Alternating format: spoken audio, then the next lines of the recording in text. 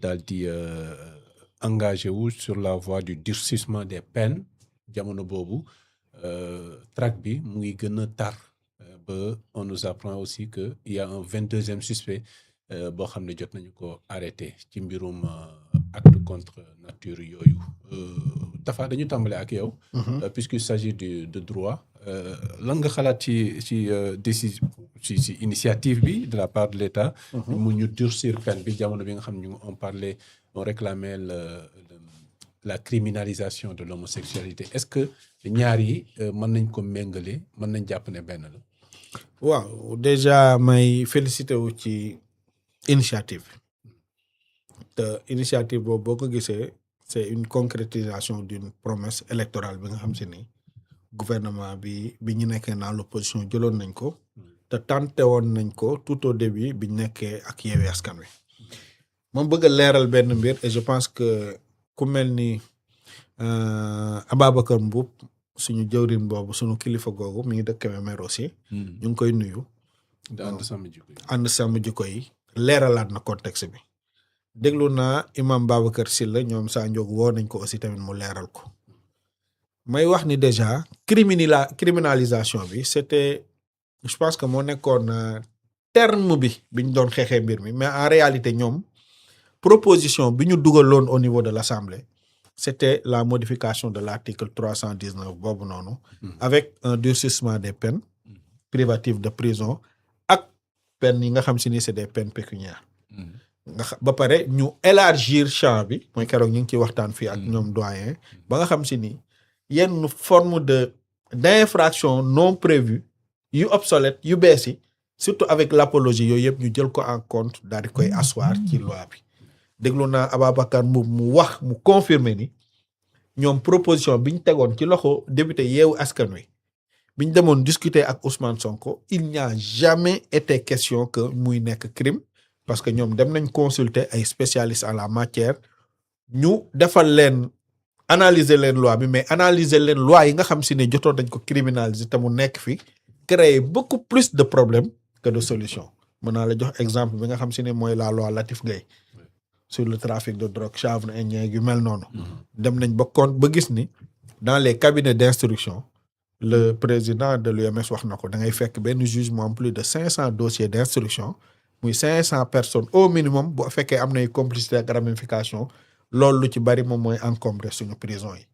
donc loi bi nga xam si ne defoon nañ ko ci wàllu viol gis nga problème yi nga xam si ne jox nañ ko man wax naa fi sama benn frère boobu ba léegi mi ngi ci. parce que bu nekkee crime rek l'instruction devient obligatoire alors que parfois les faits sont tellement évidents ba nga xam si ni mën nañ ko yóbbu directement en règlement yóbbu ko ci jugement ñu def ko dans l'affaire dite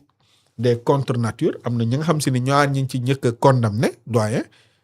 ci maximum de la peine bi mais dañ leen a fekk en flagrant délit ñu di ko def léegi soxlawu loolu ñu koy def instruction gars yi àtte nañ ko maintenant deuxième affaire bi avec 22e suspect bi nga dégg c'est parce que dafa am un réseau boo xam si ni am nañ ko ñuy creuser loolu on pourra comprendre que juge bi mën na décider ni lii kat yemul ci ñaari nit kese yem na ci benn réseau donc man am naa la latitude man ma xóotal jox ko benn juge d'instruction mu dem chercher ma la manifestation de la vérité maintenant ànd sàmm jikko yi ñaar ñi nga xam si ni ñoo ko mës a jiite de l'histoire de cette association ñoom ñaar ñëpp wax nañ ko maintenant ñeneen ñi nga xam si ni ñoo génne di wax leneen man loolu laa comprendre parce que gouvernement bi lii mu dugal nii mooy li ànd sàmm jikko yi proposé woon te je salue le courage du gouvernement parce que gouvernement bi mënoon na daw res bàyyi kook ay député mais da ko assumer en tant que état tey gis naa je pense Jeune Afrique wala keneen ñu ciy bind daal di koy ñëw def maintenant nag ñi ci mer doyen man loolu laa comprendre mënoo bëgg dara ba pare ñu def ko ngay wax le contraire parce que daa am ñu ci mer oui am na ñu ci mer te fii laa koy dénoncer la mauvaise foi de Oustaz Makhtar Sarr parce que je le cite bu fekkee ni yow booy laaj dara nit ñi danañ la dégg buñ ko deful bu ko état defee da nga war a am honnêteté nga taxaw wax ni li ma waxoon état bi def na ko comme ni ko Ababacar Mboup waxee comme ni ko Wadji Sylla waxee imam Babacar Sylla waxee comme ni ko Mame Matar Gueye waxee donc j'attire l'attention de ànd sàmm jikko yi est-ce que dëgg-dëgg oustaz bii nga xam si ni parfois ay déclaration yi nga xam si ni doo nga koy génn sax ci contexte bi ànd sàmm jikko yi defee est-ce que moom ak waa ànd sàmm jikko yi ñoo bokk agenda parce que boobu ba léegi gisuma benn post bu mu def gisuma benn réaction bu mu def booy xeex dara ba teg ko ci loxo nit dem bay am fit di ko jox ultimatum mu réaliser ko nga la nag war nga ko wax ni ko alhamdulilah yow li ma waxoon nag yow respecté nga ko ñi ciy wax nag criminalisation pour terminer xam nga la lañ ci bëgg doyam pour ñoom le mot mën na yàqal économiquement Sénégal ci situation bi ñu nekk bu ñu demee ba Abdou Mbow bi nga xam si ni démb bi ma dégloo imam Babacar Sylla dafa leeral lu bari moom bokk na ci ñaari commission yi rejeté woon loi bi nga xam si ni yow mii doyen yow bokk nga ci ànd sàmm jikko yi demoon na ko ñu yóbbu lettre bi kay maa ngi fóol waaw mais moom bu demee grande mosquée la ñu jógee député yi dem yóbbu ko waaw très bien léegi nag moom mi ko bañoon bu demee bari bokk ci ab manifestation pour def loolu dafa jàpp ni loolu mu doon def initiative boobu day yàqal gouvernement bi ak Sénégal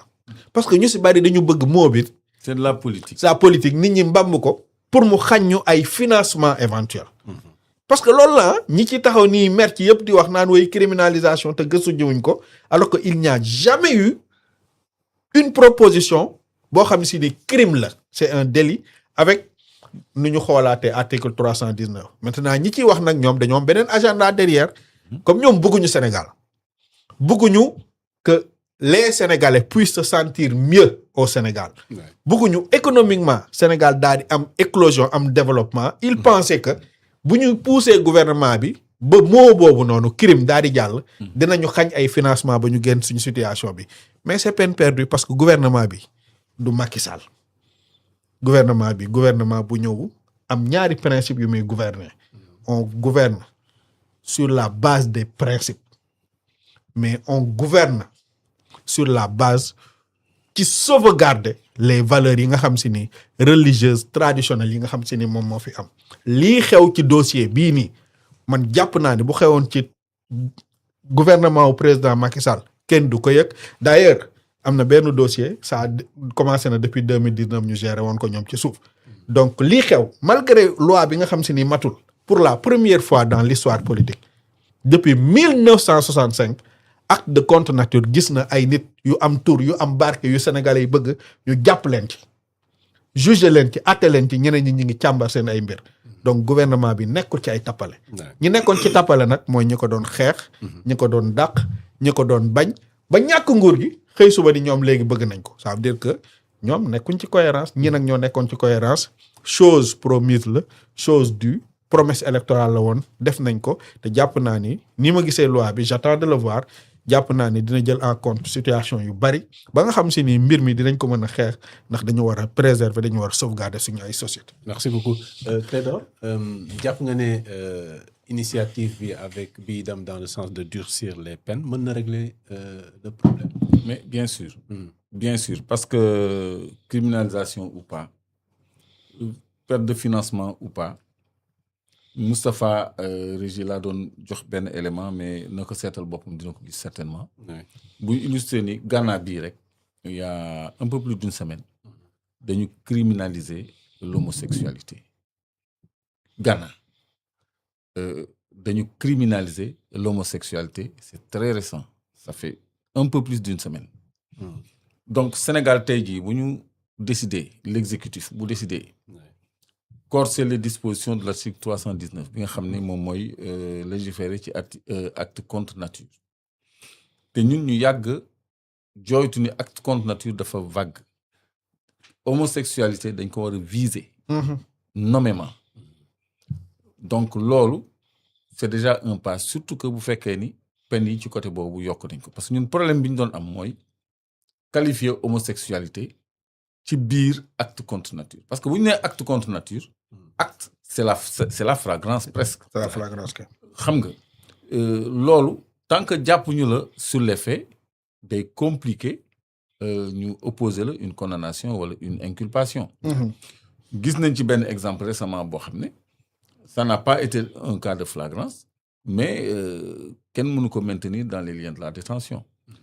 te ba léegi ñun ñu ngi continuer di am benn clémence ci wàllu condamnation homosexualité parce que li xew jamono yi li tax mu am riir li tax mu am célérité maanaam gaawaay ak fermeté li ci propagation volontaire du VIH bokk la rek. parce que feebar la boo xam ne lawam doo xam ci ku muy àgg. tubaab bi topp moroomu tubaabam ba Sénégal fii ñuy lawal feebar bi mais sénégalais yi nga xam ne ñu ngi dem tout le temps France ñoom mënuñu contrôler effet yooyu fan lay yem ci propagation. donc moo tax ñu def commission rogatoire pour ñun tamit ñu jóg ci mbir mi pour arrêter le fléau là propagation boobu mais bu dee homosexualité bi kese ñañ fa jàppoon depuis Kaolack 2016 xaw ma ba léegi nii dañuy ñibbi ba ci Binta mécanicien qui a avoué que lesbianisme la def ñibbi na muy këram. donc clémence boobu ñeneen ñi def yeneen délit duñ ko am donc moo tax ñuy profiter ci ce délit là bi nga xam ne dafa ànd ak propagation volontaire du VIH ànd ak trafic blanchiment d'argent ànd ak trafic de drogue avec tous les délits pour que ñu xam ne un crime en appelle un autre homosexualité dafa am yu muy àndal. donc fléau bu jar a combattre donc